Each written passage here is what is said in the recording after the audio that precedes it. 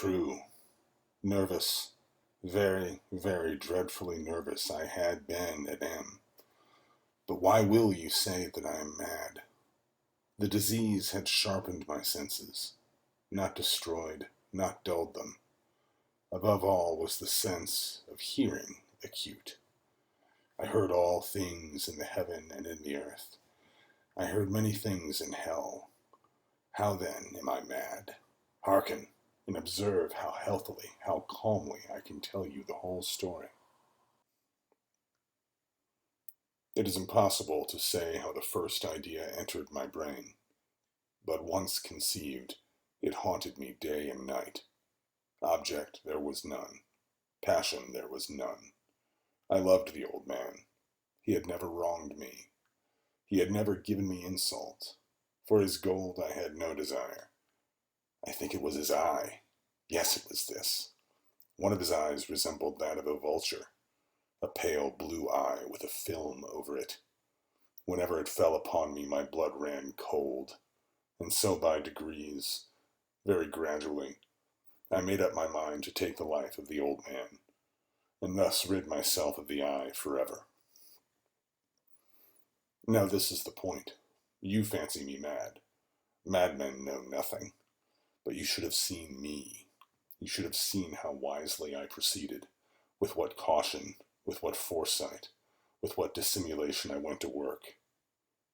I was never kinder to the old man than during the whole week before I killed him, and every night, about midnight, I turned the latch of his door and opened it, oh, so gently. And then, when I had made an opening sufficient for my head, I put in a dark lantern, all closed, so that no light shone out, and then I thrust in my head. Oh, you would have laughed to see how cunningly I thrust it in. I moved it slowly, very, very slowly, so that I might not disturb the old man's sleep. It took me an hour to place my whole head within the opening so far that I could see him as he lay upon his bed. Ha! What a madman had been so wise as this? And then, when my head was well in the room, I undid the lantern cautiously, oh, so cautiously, for the hinges creaked. I undid it just so much that a single thin ray fell upon the vulture eye. And this I did for 7 long nights, every night, just at midnight. But I found the eye always closed, and so it was impossible to do the work, for it was not the old man who vexed me, but his evil eye. And every morning, when the day broke, I went boldly into the chamber and spoke courageously to him, calling him by name in a hearty tone, and inquiring how he passed the night. So you see, he would have been a very profound old man indeed, to suspect that every night, just at 12, I looked in upon him while he slept. Upon the 8th night I was more than usually cautious in opening the door. A watch's mitted hand moves more quickly than did mine. Never before that night had I felt the extent of my own powers, of my sagacity. I could hardly contain my feelings of triumph. To think there I was, opening the door, little by little, and he not even to dream of my secret deeds or thoughts. I fairly chuckled at the idea, and perhaps he heard me, for he moved on the bed suddenly as if startled.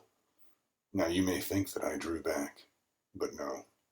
His room was as black as pitch with the thick darkness, for the shutters were close fastened through fear of robbers. And so I knew that he could not see the opening of the door, and I kept pushing it on steadily. I had my head in and was about to open the lantern, when my thumb slipped upon the tin fastening, and the old man sprang up in bed, crying out, "Who's there?" I kept quite still and said nothing.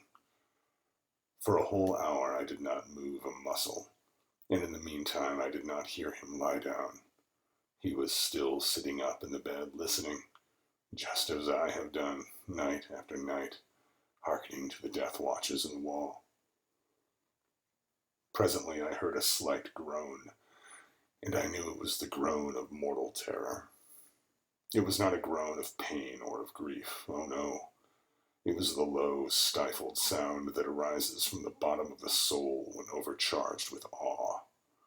I knew the sound well. Many a night, just at midnight, when all the world slept, it has welled up from my own bosom, deepening, with its dreadful echo, the terrors that distracted me. I say I knew it well. I knew what the old man felt and pitied him, although I chuckled at heart. I knew that he had been lying awake ever since the first slight noise, when he had turned in the bed.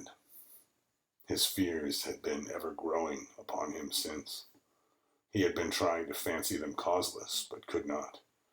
He had been saying so to himself. It is nothing but the wind in the chimney. It is only a mouse crossing the floor. Or it is merely a cricket which has made a single chirp. Yes, he has been trying to comfort himself with these suppositions, but he had found all in vain, because death, in approaching him, had stalked his black shadow before him and enveloped the victim. And it was the mournful influence of the unperceived shadow that caused him to feel, although he neither saw nor heard, to feel the presence of my head within the room.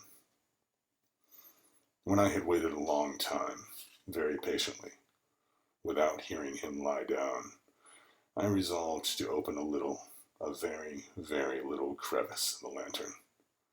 So I opened it. You cannot imagine how stealthily, until at length a single dim ray, like the thread of a spider, shot out from the crevice and fell upon the vulture eye. It was open, wide open, and I grew furious as I gazed upon it. I saw it with perfect distinctness, all a dull blue, with a hideous veil over it that chilled the very marrow in my bones. But I could see nothing else of the old man's face or person, for I had directed the ray as if by instinct, precisely upon the damned spot. And now have I not told you that what you mistake for madness is but over-acuteness of the senses? Now, I say, there came to my ears a low, dull, quick sound, such as a watch makes when enveloped in cotton. I knew that sound well, too. It was the beating of the old man's heart. It increased my fury, as the beating of a drum stimulates the soldier into courage. But even yet, I refrained and kept still. I scarcely breathed. I held the lantern motionless. I tried how steadily I could maintain the ray upon the eye. Meantime, the hellish tattoo of the heart increased. It grew quicker and quicker, and louder every instant. The old man's terror must have been extreme. It grew louder, I say, louder every moment. Do you mark me well? I have told you that I am nervous, so I am. And now, at the dead hour of the night, amid the dreadful silence of that old house, so strange a noise as this excited me to uncomfortable terror. Yet for some minutes longer I refrained and stood still, but the beating grew louder. I thought the heart must burst, and now a new anxiety seized me. The sound would be heard by a neighbor. The old man's hour had come. With a loud yell, I threw open the lantern and leapt into the room. He shrieked once only. In an instant, I dragged him to the floor and pulled the heavy bed over him. I then smiled gaily to find the deed so far done. But for many minutes, the heart beat on with a muffled sound. This, however, did not vex me. It would not be heard through the wall. At length, it ceased. The old man was dead. I removed the bed and examined the corpse. Yes, he was stone dead. I placed my hand upon the heart and held it there many minutes. There was no pulsation. He was stone dead. His eye would trouble me no more. If you still think me mad, you will think so no longer when I describe the wise precautions I took for the concealment of the body. The night waned, and I worked hastily but in silence. First of all, I dismembered the corpse. I cut off the head and the arms and legs. I then took up 3 planks from the flooring of the chamber and deposited all between the scantlings.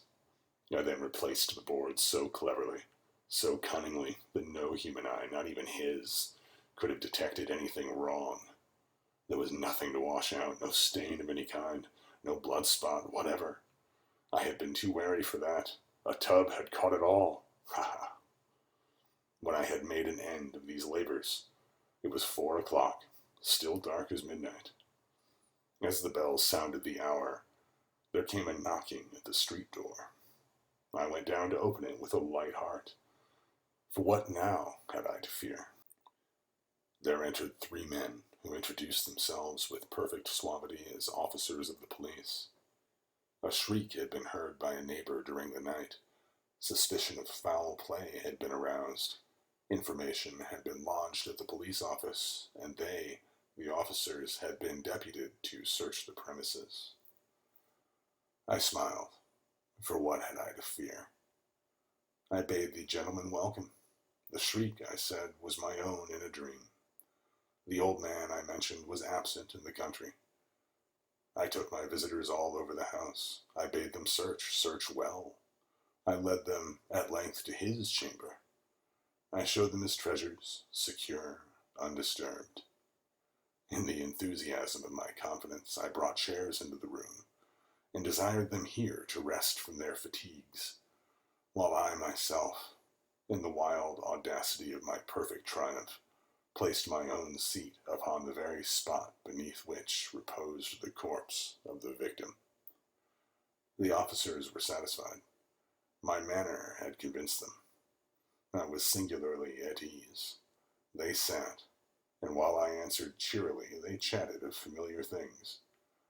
But, ere long, I felt myself getting pale and wished them gone. My head ached, and I fancied a ringing in my ears. But still they sat and chatted. The ringing became more distinct. It continued and became more distinct. I talked more freely to get rid of the feeling, but it continued and gained definiteness. Until, at length, I found that the noise was not within my ears. No doubt I now grew very pale, but I talked more fluently, and with a heightened voice, yet the sound increased. And what could I do? It was a low, dull, quick sound, much such a sound as a watch makes when enveloped in cotton. I gasped for breath, and yet the officers heard it not. I talked more quickly, more vehemently, but the noise steadily increased. I arose and argued about the trifles in a high key and with violent gesticulations, but the noise steadily increased. Why would they not be gone? I paced the floor to and fro with heavy strides, as if excited to fury by the observations of the men. But the noise steadily increased. Oh God, what could I do? I foamed, I raved, I swore. I swung the chair upon which I had been sitting, and it grated upon the boards, but the noise rose over all and continually increased. It grew louder, louder, louder, and still the men chatted pleasantly and smiled. Was it possible they heard not? Almighty God, no, no. They heard, they suspected, they knew. They were making a mockery of my horror. This I thought, and this I think. But anything was better than this agony. Anything was more tolerable than this derision. I could bear those hypocritical smiles no longer. I felt that I must scream or die, and now, again, hark! Louder, louder, louder, louder. Villains, I shrieked. Dissemble no more. I admit the deed. Tear up the planks here, here. It is the beating of his hideous heart.